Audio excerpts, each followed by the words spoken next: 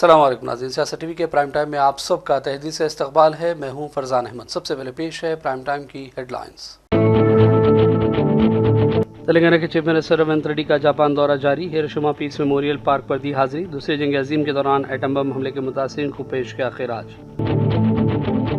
Telangana intermediate इम्तहानात के नतीजे जारी। डिप्टी चीफ मिनिस्टर मल्लू भट्टी ने जारी किया रिजल्ट। हमेशा की तरह लड़कियों ने किया शानदार मुजाहरा। सोने की कीमतों ने तारीख रकम कर दी। 24 कैरेट 10 ग्राम सोने की कीमत पहली बार 1 लाख रुपए के पार पहुंच गई। और इंडिया मुस्लिम पर्सनल बोर्ड की ज़ेर सदारत दिल्ली में आज तहफ़्फ़ुज़ औक़ाफ़ कॉन्फ्रेंस का किया गया इनेक़ाद। सुप्रीम कोर्ट से मुस्बित तवक्कुआत। मौलाना क़ारी सैफुल्लाह रहमानी का बयान। और ज़ालिम इसराइली फ़ौज ने गज़ा पट्टी पर आज फिर किए हमले। ताज़ा हमलों में कम से कम 24 फ़लस्तीनी लुक़्मे अजल। हेडलाइंस आपने देखी और पेश है खबरों की तफसीलात। शुरुआत करेंगे बड़ी खबरों से। तेलंगाना के चीफ मिनिस्टर रेवंत रेड्डी ने जापान दौरे के मौके पर दूसरी जंग अजीम के दौरान एटम बम हमले के मुतासिरीन को खिराज पेश किया और हिरोशिमा पीस मेमोरियल पार्क पर फूलों का नजराना पेश किया। उन्होंने एटम बम डोम का भी दौरा किया। इस मशहूर ढांचे ने साल 1945 से धमाके की अलामत है और अब अमन और लचक की एक ताकतवर अलामत के तौर पर समझा जाता है। इस मौके पर चीफ मिनिस्टर के साथ रियासती वज़ीर डी श्रीधर बाबू और दीगर मुअज़्ज़िज़ीन भी मौजूद थे। BRS की जानिब से ज़िला हनमकुंडा में इस महीने की 27 तारीख को मुनक़िद किए जाने वाले सिल्वर जुबली जलसे के लिए मुतहदा ज़िला वरंगल में BRS कारकुनान तैयारी मुहिम ज़ोर व शोर के साथ चला रहे हैं।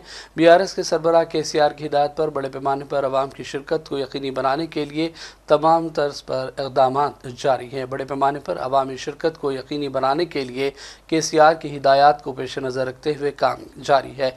मेहमानों को मदऊ करने, प्रोटोकॉल, पानी की सरबराही और दीगर इंतजामात से मुताल्लिक़ उमूर की निगरानी के लिए 50 मुख्तलिफ शोबों पर मुश्तमिल इंतजामी कमेटियाँ पार्टी ने तश्कील दी हैं। जलसे को कामयाब बनाने BRS क़यादत हर सतह पर मुतहर्रिक देखी जा रही है। तेलंगाना कांग्रेस सदर महेश कुमार गौड़ ने कांग्रेस भवन में मीडिया से बातचीत की और ज़िला में पार्टी के इस्तेहकाम के लिए पार्टी कारकुनों से मिलजुल कर काम करने की अपील की। రైతు బంధు కింద 21,000 చిల్లర కోట్లు ఇచ్చిన ప్రభుత్వం అది. ఇలా సన్న బియ్యాలు పండించాలని 500 అదనంగా బోనస్ ఇవ్వడం వల్ల 25 లక్షల ఎకరాల నుంచి 40 లక్షల ఎకరాల వరకు సాగు పెరిగిందంటే ఇది కాంగ్రెస్ ప్రభుత్వం యొక్క దూరదృష్టి, కాంగ్రెస్ ప్రభుత్వం యొక్క రైతు యొక్క మీదున్న ప్రేమ. ఇలా యావత్ దేశంలో ఏ రాష్ట్రంలో పండినటువంటి వరి పంట 2.81 లక్షలు అంటే 2,81,000 లక్షల మెట్రిక్ టన్నుల ధాన్యం పండింది రాష్ట్రంలో. అంటే కాంగ్రెస్ పార్టీ యొక్క దూరదృష్టితో తీసుకునే కార్యక్రమాలు దేశ చరిత్రలో ఎప్పుడు లేని విధంగా సమైక్య ఆంధ్రప్రదేశ్ ఉన్నప్పుడు కూడా పంట విధంగా అంత దిగుబడి వచ్చిందంటే ప్రభుత్వం ఇచ్చినటువంటి ప్రోత్సాహకాలు. రైతులకి సాగునీరు ఉండాలని ఆయన వదిలేసిన ప్రాజెక్టులను కూడా కంప్లీట్ చేస్తా ఉన్నాం. గవర్నర్ సుదర్శన్ రెడ్డి గారు ఇరిగేషన్ మంత్రిగా ఉన్నప్పుడు ఈ జిల్లాని సంపంగా నీరు రావాలని ప్యాకేజ్ 20, 21, 21/A, 22 ప్యాకేజ్ తీసుకొచ్చిన ఘనత సుదర్శన్ రెడ్డి గారిది. ఆయన హయాంలో దాదాపు కంప్లీట్ అయ్యి కొంత మిగిలి ఉంటే కాంగ్రెస్ ప్రభుత్వానికి పేరు వస్తుంది, సుదర్శన్ రెడ్డి గారికి పేరు వస్తుందని ఆ ప్యాకేజీని పక్కన పెట్టిన సందర్భం. तेलंगाना इंटरमीडिएट के सालाना इम्तहानात के नतीजे जारी कर दिए गए। डिप्टी चीफ मिनिस्टर मल्लू भट्टी विक्रमार्क और रियासती वज़ीर कोमटिरेड्डी वेंकट रेड्डी और पूनम प्रभाकर ने नामपल्ली में वाक़ इंटरमीडिएट बोर्ड के दफ्तर में नतीजों का ऐलान किया।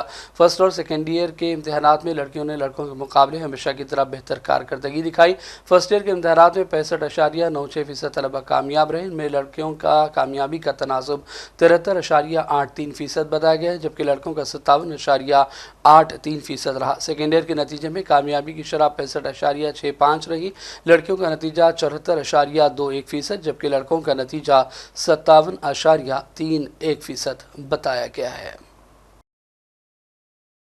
शहर के मशहूर तालीमी इदारे MS एजुकेशन अकेडमी की जानिब से इंटर नतीजों के बाद हैदराबाद में प्रेस कॉन्फ्रेंस का इनेकाद अमल में लाया गया। डायरेक्टर लतीफ़ खान और दीगर ने प्रेस कॉन्फ्रेंस से खिताब किया और MS इंटर कॉलेजों के तलबा और तालिबात के शानदार तालीमी मुजाहरे के हवाले से तफसीली रोशनी डाली। آپ کو سن کے بڑی خوشی ہوگی کہ ہمارا اس سے پہلے جو ہائیسٹ اسکور ہوا کرتا تھا وہ 993 آؤٹ آف 1000 جو لاسٹ ایئر آیا تھا. اس سال اللہ سبحانہ وتعالیٰ نے ہمیں 995 آؤٹ آف 1000 اسکورس 2 اسٹوڈنٹس کو دیا ہے. اور ایسے ہی ٹوٹل جو بچے ہمارے پاس اسکور کیے ہیں 994 لانے والے اسٹوڈنٹس ہمارے پاس ٹوٹل 8 ہے. 993 اسکور کرنے والے اسٹوڈنٹس ہمارے پاس 9 ہے. 992 اسکور کرنے والے ہمارے پاس اسٹوڈنٹس ٹوٹل 10 ہے. اور 991 اسکور کرنے والے ہمارے پاس اسٹوڈنٹس ٹوٹل 11 ہے. اور 990 اسکور کرنے والے اسٹوڈنٹس ہمارے پاس ٹوٹل 8 ہے. اس طریقے سے ٹوٹل 48 اسٹوڈنٹس نے 990 اینڈ ابو مارکس اسکور کر کے ایک نئی تاریخ بنائی ہے. یہ بہت خوش آئین بات ہے کہ مسلمان بچے الحمدللہ رب العالمین تھوڑی سی پیڈنگ، تھوڑا سا سپورٹ، تھوڑا سا دینی ماحول، تھوڑی سی تربیت جب ملتی ہے تو بہت ہی مختلف طریقے سے وہ لوگ جو ہے نا اپنے رنگ دکھاتے ہیں. اللہ تعالیٰ کا لاکھ لاکھ شکر ہے ایم ایس میں ان کو جو ماحول مل رہا ہے اور جو تعلیم اور تربیت کا جو نظام یہاں پر چل رہا ہے اس کے ذریعے سے ان کی ڈسٹریکشنز کم ہیں، ان کے توجہات زیادہ ہے اور ان کی تعلیمی صلاحیتوں میں کافی اضافہ ہو رہا ہے. ہمیں اللہ کی ذات سے قوی امید ہے کہ آنے والے دنوں میں انشاءاللہ اس کے اندر اور مزید اضافہ ہوگا. ابھی ایسے ہی اگر انٹرمیڈیٹ فرسٹ ایئر کے اگر آپ ریزلٹس دیکھیں گے تو ہمارے پاس کے اسٹوڈنٹس 439 آؤٹ آف 440 صرف 1 نمبر کی کمی ہوئی ہے. ایسے 3 اسٹوڈنٹس ہیں ہمارے پاس الحمدللہ رب العالمین. آپ اسے اندازہ لگا سکتے ہیں کہ ہمارے بچے کیسی جو ہے نا محنت کر رہے ہیں اور کیسی جو ہے نا کامیابی حاصل کر رہے ہیں. اللہ تعالیٰ کی ذات سے قوی امید ہے آنے والے دنوں میں یہ بچے ہماری اگلی نسلوں کے لیے ایک اچھی سی مثال بنیں گے اور اچھے سے اچھے رزلٹس دینے والے بنیں گے. اس موقع پہ ایم ایس کے مینجمنٹ نے جو ایم ایس کا ایک سلسلہ رہا ہے ہر سال اس کو کنٹینیو کرتے وقت ڈکلیئر کیا ہے کہ انشاءاللہ یہ جتنے اسٹوڈنٹس 48 اسٹوڈنٹس جو 990 اینڈ ابو اسکور کیے ہیں سارے اسٹوڈنٹس کو 1 لاکھ روپے کیش ایوارڈ دیا جائے گا ان کی ہمت افزائی کے لیے. اور اگلی ہماری جو نسلیں ہیں، اگلے جو ہمارے بچے امتحانوں کی تیاری کر رہے ہیں ان کو جو ہے نا جوش اور ولولہ اور موٹیویشن دلانے کے لیے یہ ہم کام کر رہے ہیں. ہمارا جو کچھ ہے وہ سب ہم قوم کے نوجوانوں کے لیے ہے، قوم کی خدمت کے لیے ہے. انشاءاللہ ہم آگے بھی ایسی چیزیں کرتے رہیں گے. اور اس پورے پروگرام کے اندر ایک 990 اینڈ ابو اسکور کرنے والے اسٹوڈنٹس میں سے لڑکی جو یتیم ہے اس کے لیے بھی آج کے جو ہے نا ہمارے پولیس اسٹیشن میں اعلان کیا گیا کہ اس لڑکی کو انشاءاللہ ایم ایس کی جانب سے عمرے کو بھیجا جائے گا. اور یہ پچھلے سال بھی ایسی ایک لڑکی سلیکٹ ہوئی تھی اور اس سال بھی. تو انشاءاللہ ہم بچوں کو جمع کر کے پوروں کو 1 سال لگ جانے والے ہیں. تلنگانہ جوائنٹ ایکشن کمیٹی کی جانب سے 26 اپریل ہفتے کو وقف ایکٹ کے خلاف دھرنا چوک پر بڑا تلنگانہ مارچ ہوگا. اس سلسلے میں آج پریس کانفرنس کا انعقاد کیا گیا جس میں مشتاق ملک، کمیٹی ترجمان امجد اللہ خان خالد، کانگریس لیڈر محمد عثمان اور دیگر نے خطاب کیا. عوام سے اس احتجاج میں بھاری تعداد میں شرکت کی اپیل کی گئی ہے. جوائنٹ ایکشن کمیٹی تلنگانہ اور آندھرا پردیش کی جانب سے 26 اپریل 2025 کے دن Telangana March to roll back وقف امینڈمنٹ ایکٹ اعلان کیا گیا ہے. اس 2 بجے سے لے کر 5 بجے تک دھرنا چوک اندرا پارک پر آپ تمام سے گزارش کی جاتی ہے کہ آپ لوگ آئیے.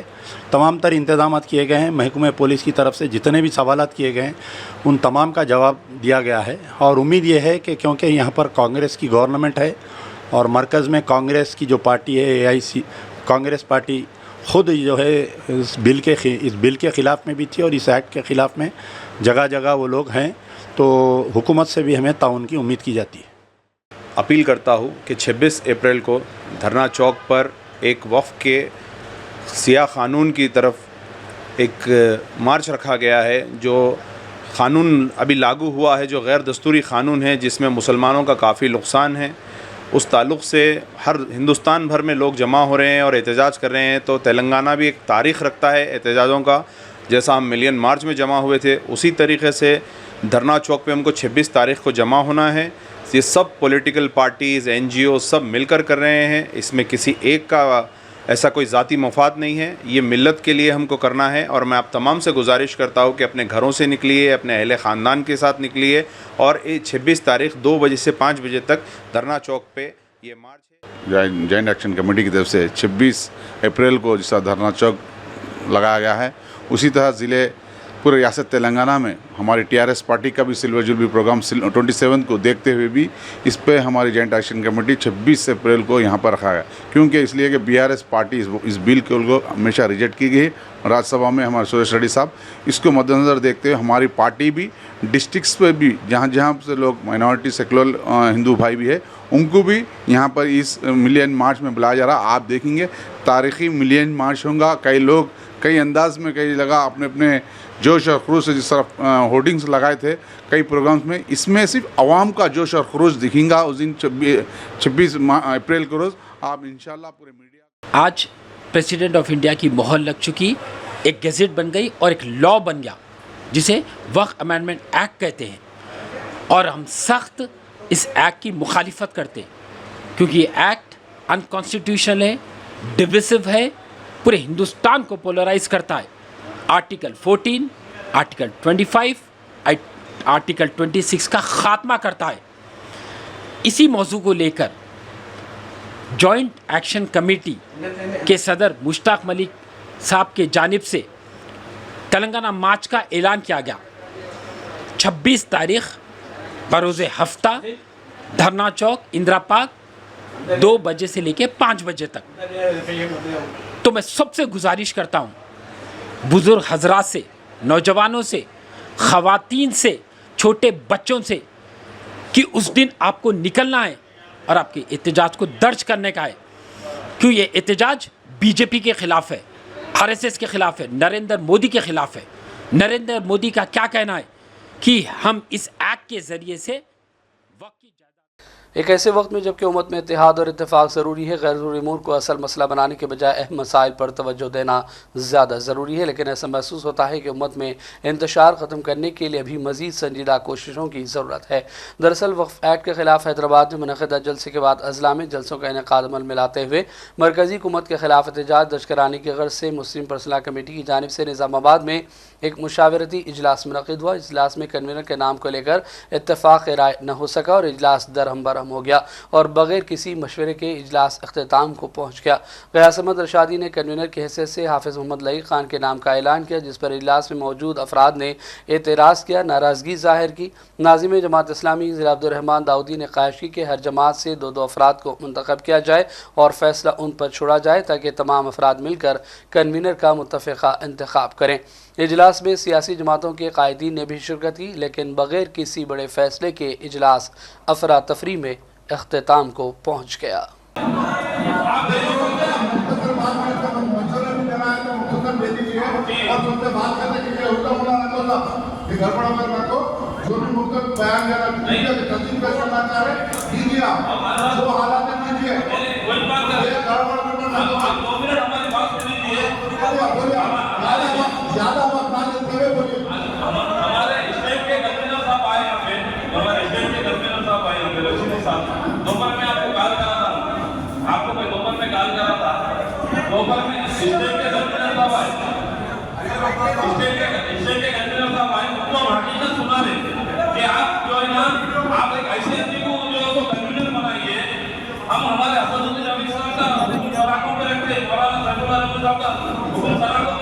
मगर उनको भी ये बात जानना जरूरी है कि अगर शरीयत का जलसा हुआ नहीं साहब, शरीयत का जलसा हुआ नहीं, एक मिनट सुनिए ना, आपकी बात सुनिए, 15 मिनट सुनिए ना साहब, आप 1 मिनट सुनिए ना, एक बात सुनिए, आप जो एक आईसीएमसी को कन्वीनर बनाइए।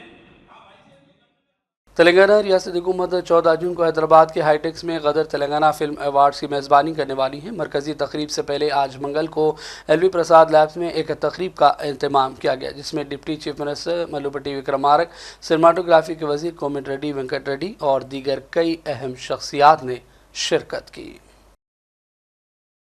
हज कमेटी तेलंगाना हज सोसाइटी वरंगल और ज़िला महकमा सेहत के इश्तराक से वरंगल MGM अस्पताल के रूबरू IMA हॉल में आज़मीन हज के लिए खुसूसी वैक्सीनेशन प्रोग्राम आज मुनक़िद किया गया।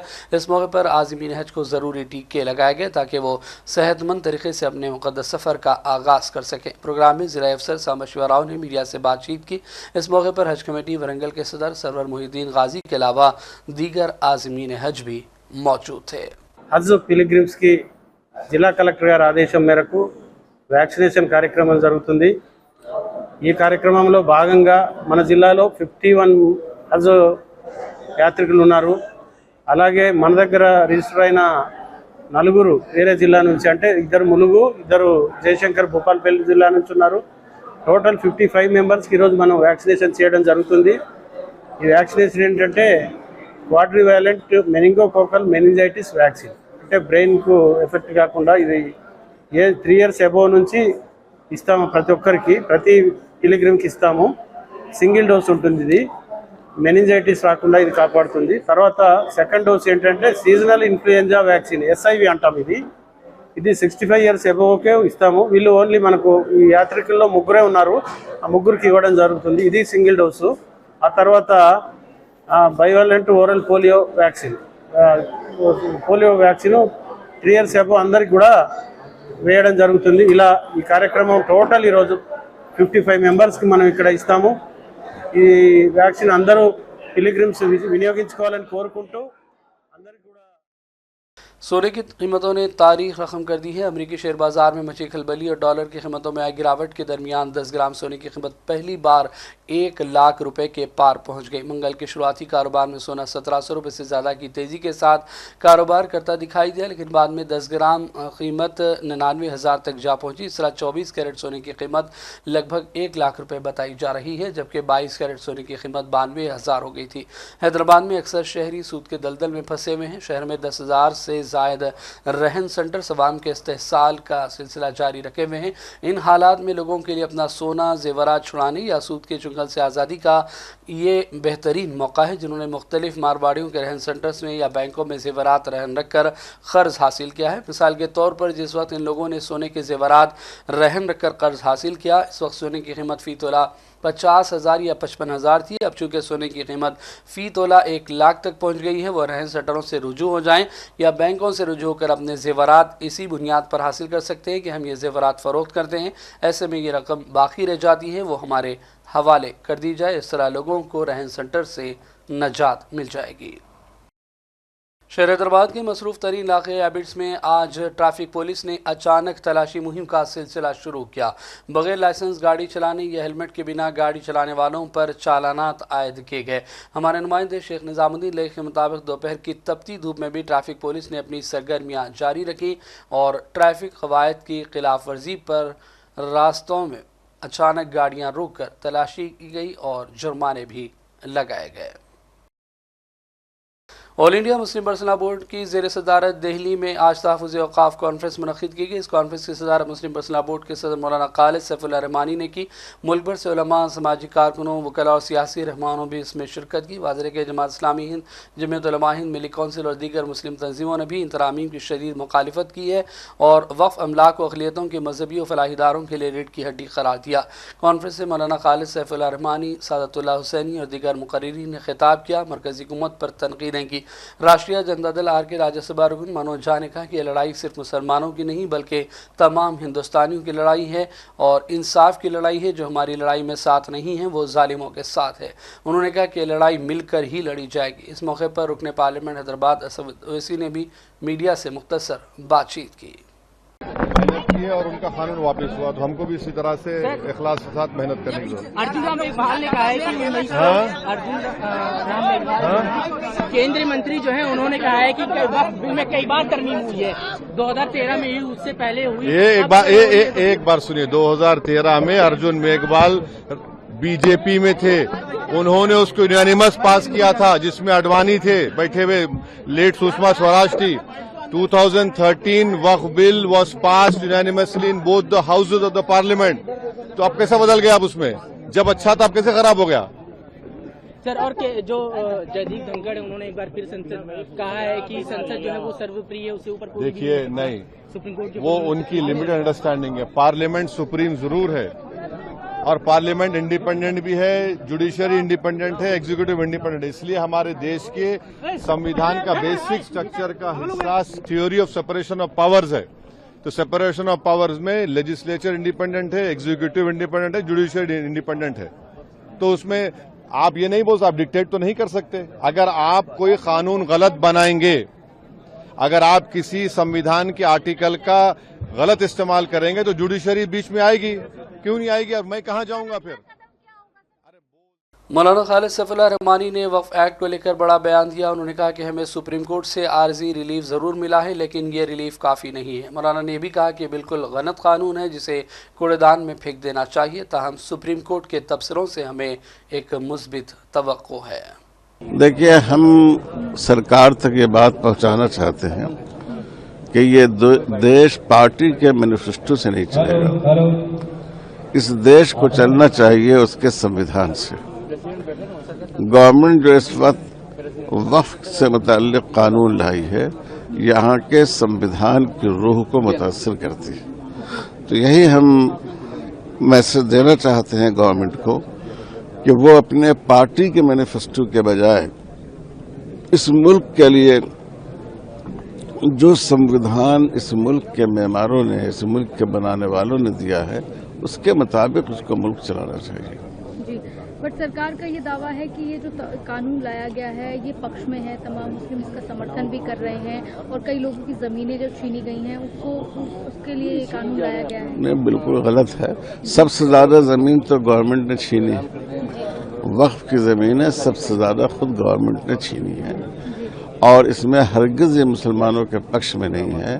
न गवर्नमेंट पार्लियामेंट में बता सकी कि इसकी कौन सी दफ़ा है जिससे मुसलमानों को फ़ायदा होगा, न कोर्ट में इस बात को बता सकी। आप कह रहे हैं कि हमने इतनी तैयारी की है, इतने महीने तैयारी की है, और फिर भी जब गवर्नमेंट ने कोर्ट में सवाल किया गया तो आपने कहा कि 7 दिन का टाइम हमको दिया जाए तो हम बताएंगे। तो ये सब झूठ पर है कि कोई सच्चाई नहीं है। सवाल, अभी सुप्रीम कोर्ट में मामला है, अगर सुप्रीम कोर्ट भी साथ नहीं देता है और क्या फिर आगे अगला कदम होगा? नहीं, हमें इंशाअल्लाह पूरी उम्मीद है कि सुप्रीम कोर्ट इसमें इंसाफ से काम लेगा, और अगर इंसाफ से काम लेगा तो ज़रूर हमारे मौक़िफ़ को कबूल किया जाएगा। और बात करेंगे फ़लस्तीन के हवाले से। ज़ालिम इसराइली फ़ौज ने गज़ा पट्टी के ख़िलाफ़ नस्लकुशी की जंग आज भी जारी रखी। ज़ालिम फ़ौज ने आज दर्जनों छापे मारे और घरों को ढाने का काम किया, जबकि खुराक की बुनियादी अशिया के दाखिले पर पाबंदी बदस्तूर बरकरार है, जिसकी वजह से कहत के हालात हैं। तिबी ज़राए ने इत्तला दी कि आज मंगल की सुबह से ज़ालिम इसराइली फ़ौज की मुसलसल और पै पर दरपे बमबारी के नतीजे में कम से कम 24 फ़लस्तीनी बाशिंदे लुक़्मे अजल बन गए, जबकि मुतादिद इन हमलों में ज़ख्मी हो गए हैं। इसराइल में ज़ालिम वज़ीर-ए-आज़म नेतन्याहू की मुखालिफत में दिन ब दिन शिद्दत आती जा रही है। तल अवीव और दीगर इलाकों में मुजाहरे किए गए और नेतन्याहू से इस्तीफ़ा का मुतालबा किया जा रहा है। फ़लस्तीन से इसराइली रकमालियों की रिहाई के लिए कोशिशें करने नेतन्याहू पर इन दिनों दबाव काफ़ी बढ़ गया है। हमास के नरम रवैया और जंगबंदी की पेशकश को भी इसराइली वज़ीर-ए-आज़म नेतन्याहू ने ठुकरा दिया, जिसके खिलाफ इसराइली बाशिंदे खुद अपने ही वज़ीर-ए-आज़म नेतन्याहू के खिलाफ बड़े पैमाने पर एहतजाज कर रहे हैं। वज़ीर-ए-आज़म मोदी सऊदी अरब के दौरे पर पहुंच गए। जिद्दा में हुक्काम ने उनका इस्तकबाल किया। मोदी अपने 2 रोज़ा दौरे में सऊदी हुक्काम से मुलाकातें कर रहे हैं। इस दौरान बाहमी ताल्लुकात, इक़्तिसादी उमूर के अलावा आलमी सूरत हाल पर भी तफसीली तबादले ख़याल मुतवक्को है। 40 सालों में किसी हिंदुस्तानी वज़ीर-ए-आज़म का जिद्दा का ये पहला दौरा बताया जा रहा है। और अब आखिर में हेडलाइंस पर डालेंगे एक और नज़र। तेलंगाना के चीफ मिनिस्टर रेवंत रेड्डी का जापान दौरा जारी। हिरोशिमा पीस मेमोरियल पार्क पर दी हाजिरी। दूसरी जंग अजीम के दौरान एटम बम हमले के मुतासिरीन को पेश किया खिराज। तेलंगाना इंटरमीडिएट इम्तहानात के नतीजे जारी। डिप्टी चीफ मिनिस्टर मल्लू भट्टी ने जारी किया रिजल्ट। हमेशा की तरह लड़कियों ने किया शानदार मुजाहरा। सोने की कीमतों ने तारीख रकम कर दी। 24 कैरेट 10 ग्राम सोने की कीमत पहली बार 1 लाख रुपए के पार पहुंच गई। और इंडिया मुस्लिम पर्सनल बोर्ड की ज़ेर सदारत दिल्ली में आज तहफ़्फ़ुज़ औक़ाफ़ कॉन्फ्रेंस का किया गया इनेक़ाद। सुप्रीम कोर्ट से मुस्बित तवक्कुआत, मौलाना खालिद सैफुल्लाह रहमानी का बयान। और ज़ालिम इसराइली फ़ौज ने गज़ा पट्टी पर आज फिर किए हमले। ताज़ा हमलों में कम से कम 24 फ़लस्तीनी लुक़्मे अजल। प्राइम टाइम का सिलसिला फ़िलहाल यहीं ख़त्म करते हैं। मोहम्मद फरजान अहमद को पूरी टीम के साथ इजाज़त दें। देखते रहिए सियासत टीवी। अल्लाह हाफ़िज़।